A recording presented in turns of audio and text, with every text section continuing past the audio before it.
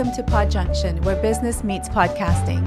Whether you're on a morning jog, driving to work, whipping up a meal, or just taking a moment for yourself, our weekly bite-sized episodes promise fresh insights from successful podcasters who have cracked the code of using podcasts to grow their business. So whether you're a podcasting newbie or seasoned podcaster, grab your notebooks and get ready.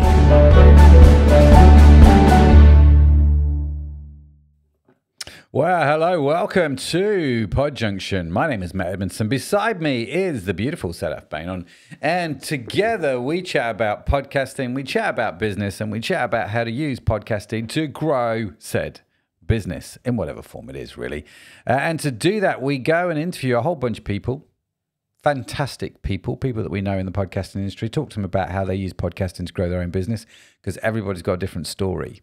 And so it's definitely not one size fits all. There's definitely not a formula that everyone can follow. And it's just great because we just go and pick the brains of well-known podcasters and ask them what they think. And then we chat about it in something we like to call Conversation Street. Some of us like to call it Conversation Street. Yes, mainly me, because I watch quite a well-known TV show.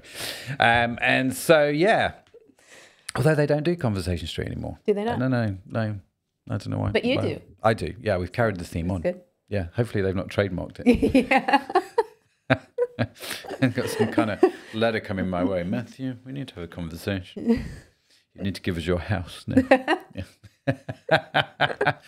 So, yeah, welcome to the show. Great that you're here. Great that you've joined us. And, of course, if this is your first time with us, do like and subscribe to the show. It'd be great for you to do that because we're trying to put out content every week about these whole topics. And before we went live then, we just realized we're on episode 16 already. Yeah. Man, it's flown by. Yeah, it is. It's like we're established. I should probably go back and listen to episode 1 and go, oh my Lord. No, don't. It's too soon, Matt. It's too soon. We were talking about this last week with James, weren't we, in terms of how the first few episodes, the first 10 are usually not great. So do you think we've hit our stride now, episode 16, or have we got a ways to go? I think we're getting there. We're getting there. So, yeah, you're still not introducing the show, yeah, though. So we're not there yet.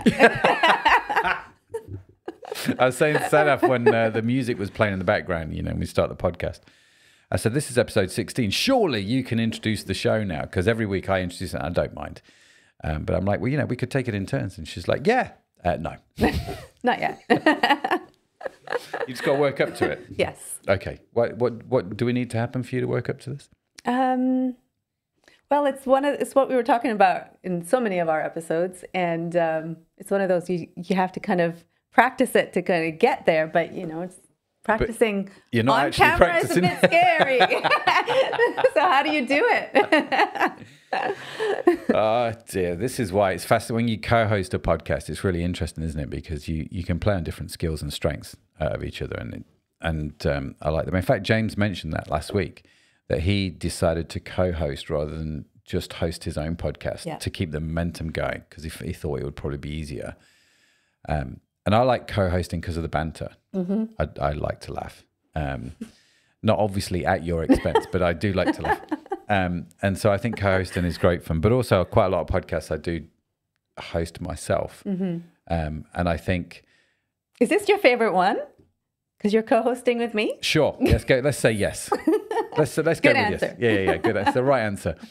And so what's interesting is I just listening to you talk, because you co-host the podcast that you don't actually have your own Sadaf podcast, do you? This is your podcast, from one of a better expression. Yes, but hopefully there'll be more on the full length conversations. Okay. Of course you do. You'll have to see how I do. Come check it out. Come check it out in Podjunction cohort. Yeah. Go have a look. See what they have. More information at podjunction.com. Mm-hmm. So what we've got coming up today. So you were talking about co-hosting.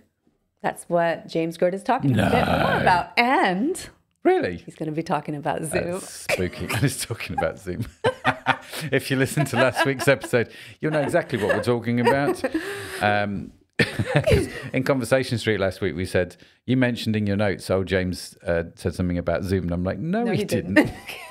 Not in that clip, anyway. It's like we were listening to two different things and you just got a bit carried away. Yeah. Yeah, okay. Just moved on. Notes forbidden, moved on. You worry me now, Matt. I'm moving on. And so your notes were a bit more advanced, Yes, than maybe they needed to be. yes. Which is wonderful. So we got James, the wonderful James. So shall I roll VT? Yes, roll VT. Now. Okay. All right. Let me do that. Here we go. So the podcast you and Paul set up, you've done your few dummy essays. You've settled on like a format, and I'm intrigued by the fact you do this with a How do you find it interviewing? Do you do the interview as co-hosts, or is it just one of you out of the two doing the interviews? No, so the only time it's just one of us is when the other one is unavailable, or maybe they've got a client workshop that can't be moved and the guest can only do that time. So that's the advantage of having a co-host. His diary flexibility is a lot easier. And there have been times where we've had a really important guest we wanted to get on, and they've only got a narrow window before they're locked down onto their next quarter. And it's like, wow, only one else available. Great, we can carry on. In terms of how we do it, we will always make sure that both of us are on whenever we can. Me and Paul plan out with the guests the discussion guide. So we'll agree the topic focus, and we will map out for them a discussion guide. Some of the episodes are so obvious what the discussion guide is going to be, like working with, for example, Avalara on international tax management. It's a very niche and specialist area, so it helps. Others are quite broad, like you know, get to a new brand like Kuru Footwear. Okay, what are we going to talk about? We'll then do an exploratory call with them. If there is just so much potential that we've got to narrow it down. Off the back of that, we create the discussion guide. We review that with our guests so they're happy with it. Help them prepare. And bear in mind, this never happened at the start.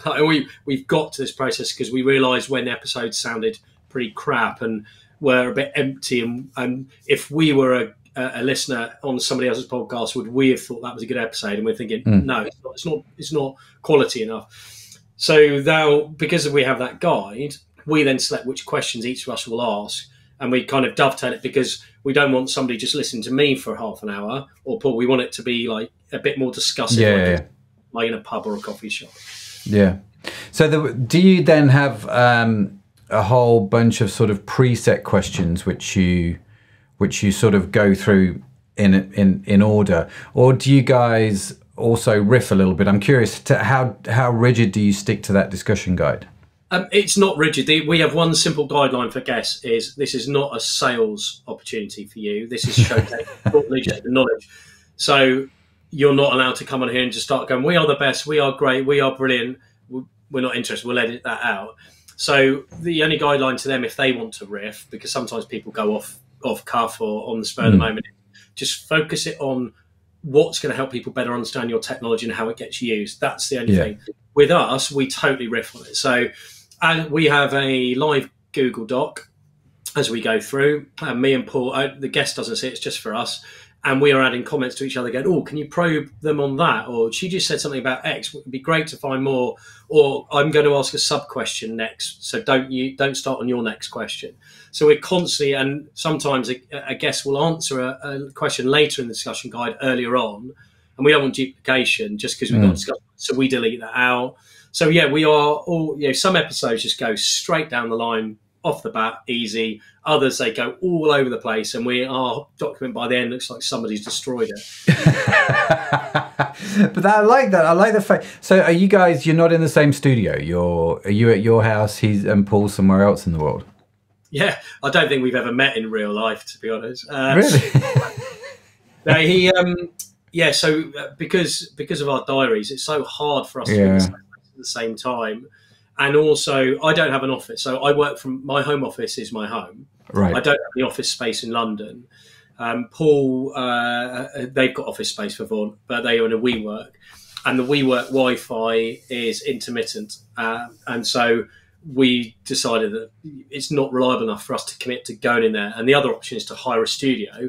That then adds cost. And we are trying to minimise costs so that any investment we get from things like sponsorship are purely focused around, delivering the content, around growing the audience, and about the investment in that area of the podcast rather than expensive studio space. So yeah, we tend to just record remotely. Okay, so you're both recording remotely, and then I like this. You have this sort of live Google Doc where you're throwing notes in at both places. What do you then record your podcast on? Because there's now 3 people involved, or 3 locations, right, in a typical podcast. So how do you record them? Yeah, and we've done it before. I think we had 5 was the maximum.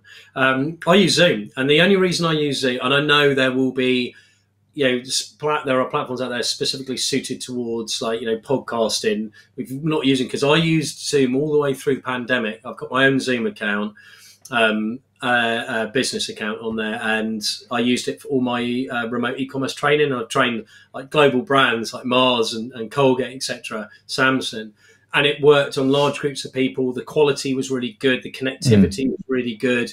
The recording quality was good as well, and the audio was effective. And because I got used to that as a platform, that was our default choice. So I just said to Paul, let's use Zoom unless there's a good reason not to. And we haven't found a good reason not to.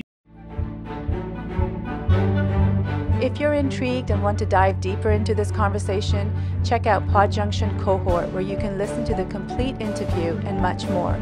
Simply visit thepodjunction.com for more information about how to join. So, welcome back. Welcome back. I was engrossed in actually what James was saying there. Took my notes again. Yeah. What do you think? See, this is what happens when you take the lead. I get to ask the questions. Oh, yeah, no, I thought I was going to get there before you, but no, I didn't.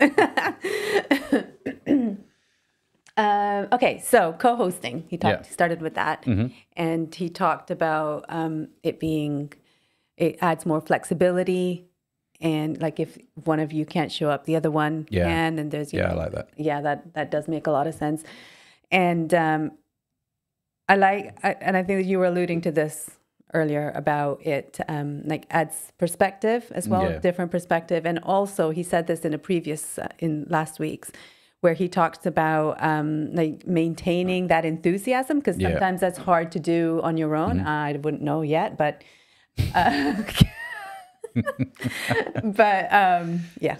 what I hear, enthusiastic the whole time of your life. Bound into the office with your vase, without the flowers. Flowers, no, I totally get that. It's been actually, because this is Podjunction is the first co-hosted podcast I've done. I think I've been, every other no, it's not true actually. The very first podcast we did was co-hosted. Oh, okay. Back in 2012, we did that with Jan. Sorry, Jan and Rach, if you're listening. I don't mean to totally forget what we did. We did it. Our very first podcast was a co-hosted podcast. We stood around, those 3 of us, just microphones. It was a beauty podcast, a podcast for our beauty business. And all we did was we just literally, Jan would go and buy the latest magazines. Nice. And we'd just go through the articles in the magazine, the 3 of us, and go, that's just total tosh.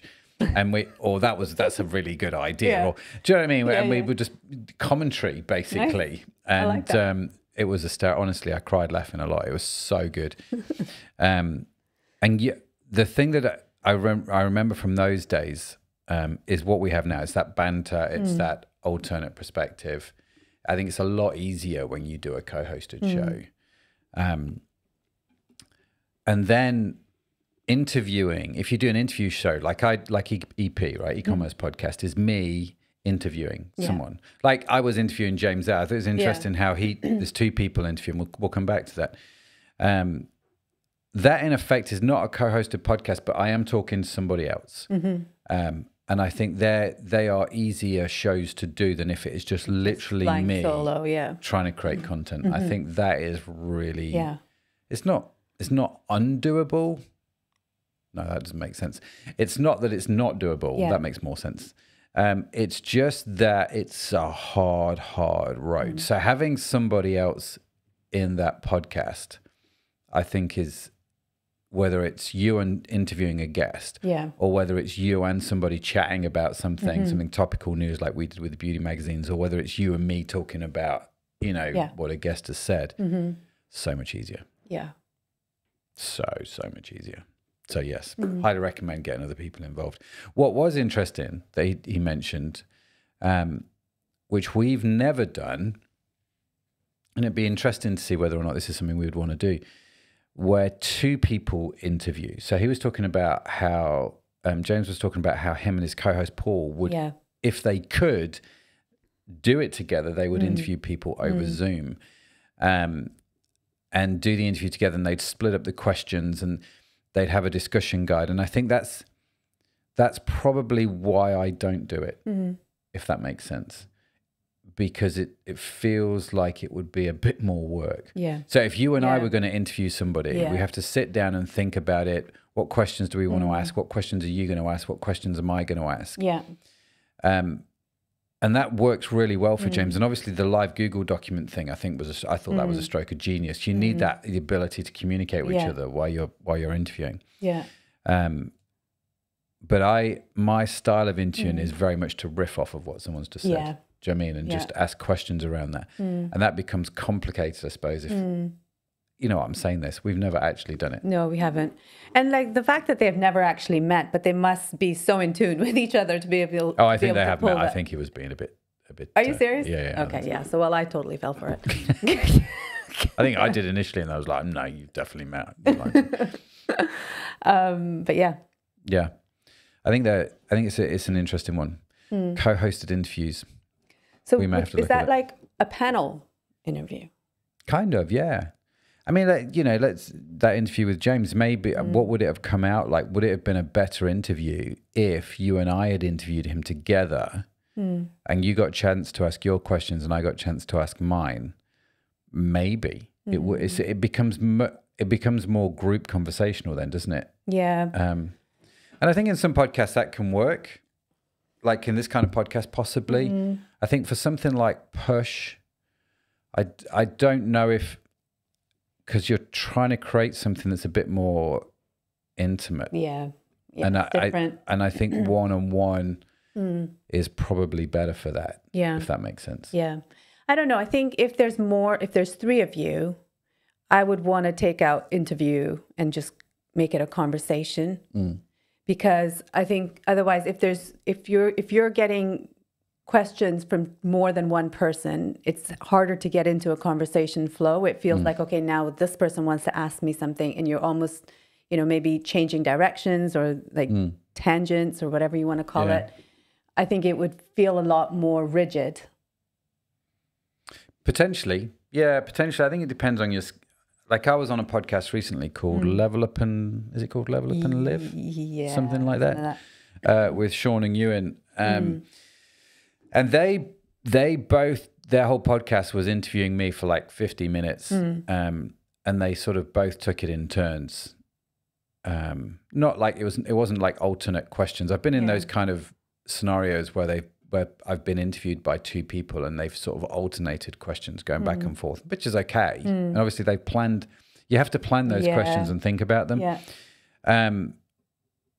With Sean and Ewan, it was kind of like, I think Sean had some questions, Ewan had some questions. Sean took a little bit of time. He chatted for a bit and then Ewan got involved. And then, that was, I think it can work. I do think it can work, especially if, like with Sean and Ewan, they complement each other, and I imagine it's the same with Sean and with James and Paul. Yeah, that actually they complement each other, but they approach things in different ways, and so probably asking slightly different questions, which will maybe make it appeal wider. Yeah, no, actually, I remember you were on one with those two guys at the pub.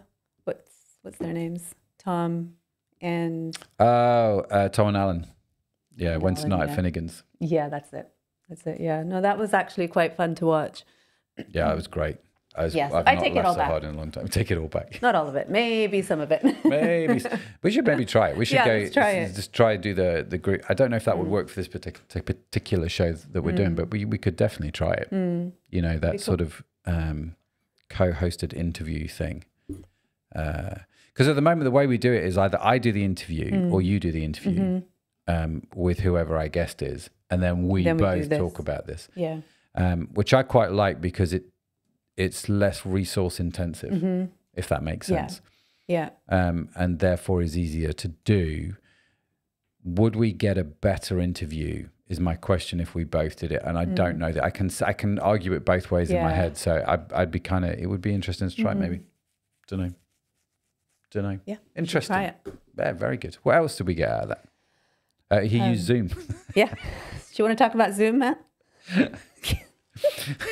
I feel like I've talked about it a lot. Yes, but you talked about it in advance. Is what you did. It's interesting that he, even after all this time, he still uses Zoom. Now, I know a lot of people that started their podcast on Zoom, right? And my thinking is, if I get invited onto somebody else's podcast and they send me a Zoom link, instantly in my head, and this is not necessarily correct, but instantly in my head, I'm thinking, they're probably quite new to podcasting, right? Because they're using Zoom. It's not that I have an issue with it at all. I genuinely don't. But I'm kind of going, I think they're new to podcasting. That, or they're not doing a video podcast. They're just literally doing audio only. Yeah. And so therefore it doesn't really matter about the video. Because, I mean, Zoom's great, but the quality isn't great. The thing I love about Zoom is it's great if you're just starting out in podcasting and you want to do the interview style podcast, or like James and Paul, the co-hosted style, but remotely, you know, like obviously we do this from our studio, so this is a lot easier. But if we wanted to do it remotely, using Zoom is an interesting tool because everyone's got it. Everyone knows it. Everyone understands it. And so from an accessibility point of view, it's brilliant. Yeah. It's much better than Microsoft Teams. There, I said it. Microsoft Teams. Hate Microsoft Teams. Don't ever do anything on Microsoft Teams. There's just, you know, there's Zoom, then there's Google Meet, and then there's Microsoft Teams. There's somewhere way down the bottom. It's awful. Anyway, rant over. Sorry, Microsoft, if you're listening, your software's rubbish. But come and listen to our podcast anyway. Subscribe. Subscribe to the show. But yeah, I mean, I think Zoom, I don't have an issue with Zoom. The thing that would surprise me is they're on it all this time later, and obviously it's working for them. And I think once you found a tool that's worked, you stick with it. Yeah. There are other tools out there which would give you higher quality video. For example, Riverside would be perhaps one of the most well-known ones now, Riverside FM. We use Riverside ourselves for a few of our not all of them, but for a few of them. Especially ones where we have this podcast called What's the Story? Yeah. Well, we look after this podcast called What's the Story? And there are different people that do the podcast. It's not like a co-hosting thing. It's like a podcast with different hosts each week. Yeah. And that host will interview somebody about their story. And it's called What's the Story? And that's done predominantly on Riverside because the people doing the hosting the podcast, they've not got the studio, they've not got the tech gear set up, and it's just easier just to have a good quality USB microphone, a fairly okay webcam, connect it to Riverside, and Riverside seems to work okay. We did used to use it just Riverside, didn't we, before we moved on to Ecamm? Yeah, we did. For the we used it for all our podcasts for EP as well, didn't we? Yeah, we did. But for now we don't use Zoom. Riverside or Zoom. We don't use Zoom either. We use a piece of software called Ecamm, which is great. It's geared around live streaming, but it's great for podcasting as well. So we're recording on Ecamm at the moment, although we're not live streaming. And love Ecamm, and there's some great features coming. And the downside for Ecamm is it's Mac only, and you need a really good internet connection. One of the things actually James said, I put it in my notes and I circled it to make sure I saw it, was he said, you know, in WeWork, the Wi-Fi was intermittent rubbish. Yeah. We've learned this the hard way. Wherever possible, whenever you're podcasting, you do it over a wired connection. Wi-Fi, even if, like at my house, I have gigabit internet, and it's like the Wi-Fi is blinking quick, right? And so all the kids can be playing Minecraft and streaming and all the stuff that kids do, and it's fine, and I've got no issue with it. But it's still Wi-Fi at the end of the day. So, you know, if someone sneezes over in Cairo, it might impact my Wi-Fi intermittently. And so all of our studios, so the studio we have here at the office, the studio I have at my house, all wired. When you do it, is it wired to your computer?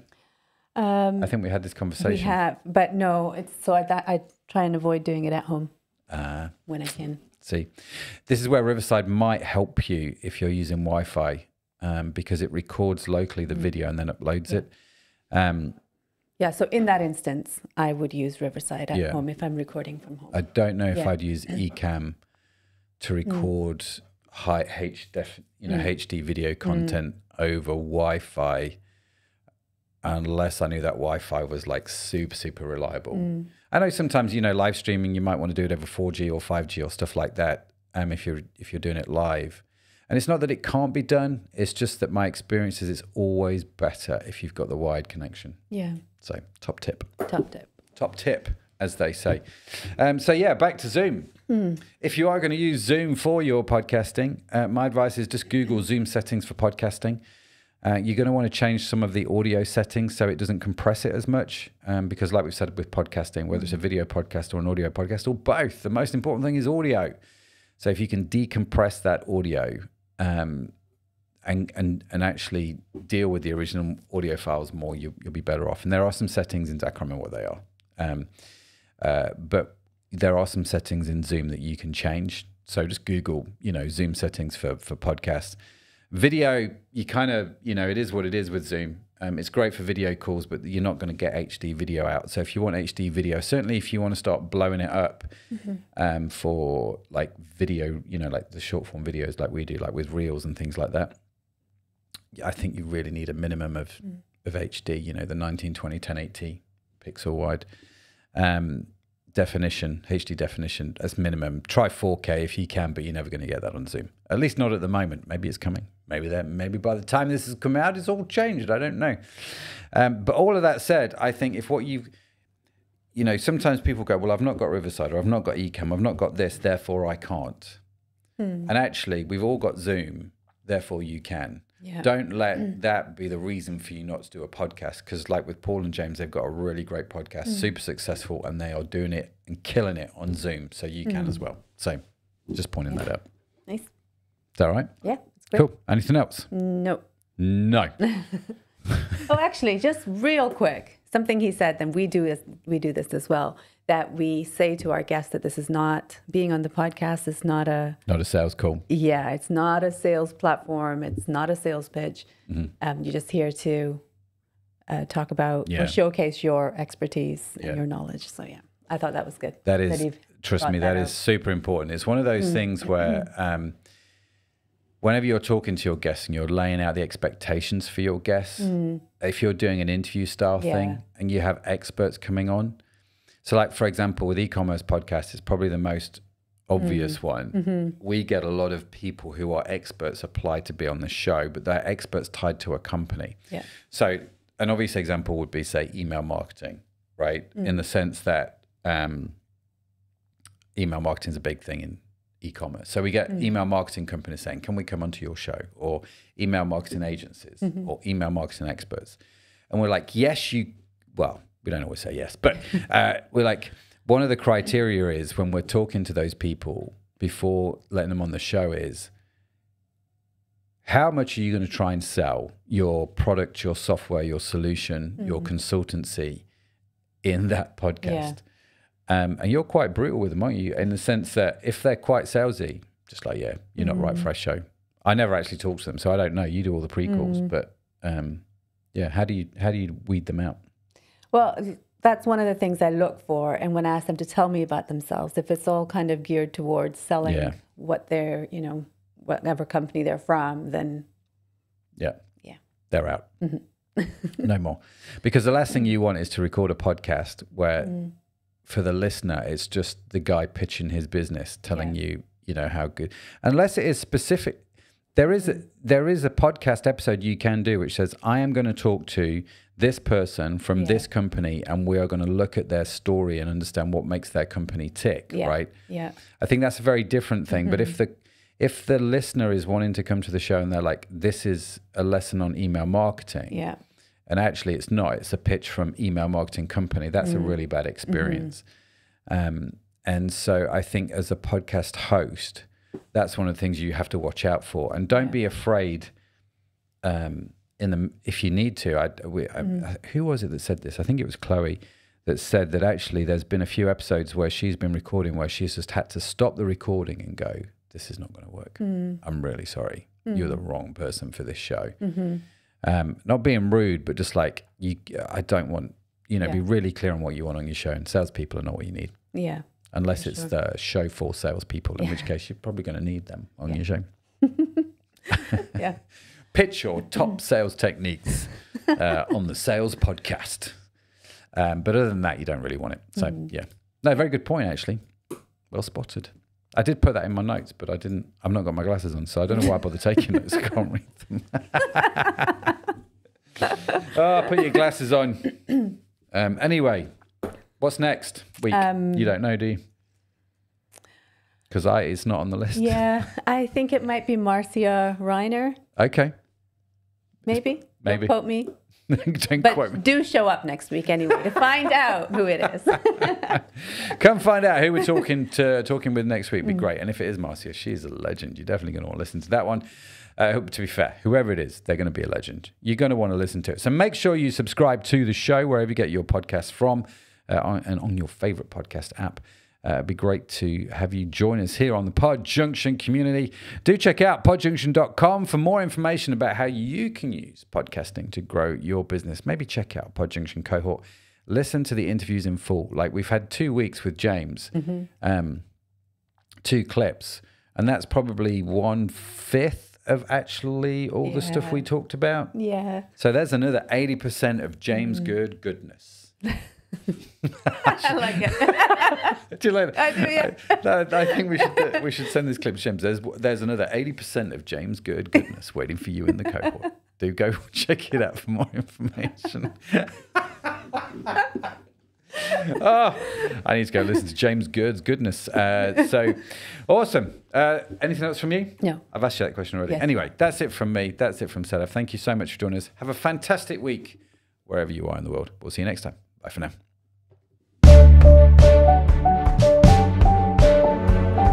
And that brings us to the end of today's episode at Podjunction, where business meets podcasting.